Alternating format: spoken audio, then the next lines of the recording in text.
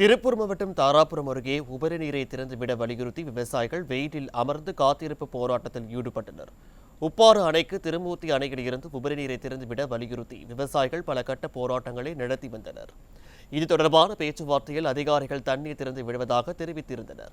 ஆனால் சொன்னதை செய்ய விடிய அரசின் அதிகாரிகள் தவறியதால் ஆத்திரமடைந்த விவசாயிகள் உப்பாறு அணையில் இறங்கி வெயிலில் காத்திருப்பு போராட்டத்தில் ஈடுபட்டனர். அப்போது வருவாய்த்துறை அதிகாரிகளும் விவசாயிகளுக்கும் இடையே வாக்குவாதம் ஏற்பட்டது. அணைக்கு தண்ணீர் வழங்கும் வரை போராட்டத்தை கைவிடப் போவதில்லை எனவும் விவசாயிகள் எச்சரிக்கை விடுத்தனர்.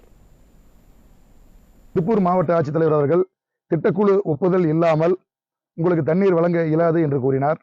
திட்டக்குழு சட்ட ரீதியாக செயல்படவில்லை, சட்ட விதிமீறல்களிலே ஈடுபட்டிருக்கிறார்கள். அவர்களே தண்ணீர் திருட்டுக்கும் உடந்தையாக இருக்கிறார்கள். தமிழ்நாடு விவசாயிகள் நீர்ப்பாசன அமைப்பு முறை மேலாண்மை சட்ட விதிகள் எதையும் பின்பற்றவில்லை. அரசாணைகள் எதுவும் மதிக்கப்படவில்லை. மாவட்ட ஆட்சித்தலைவர் தண்ணீர் திருடுதலுக்கு ஆதரவாகவே செயல்படுகிறார்.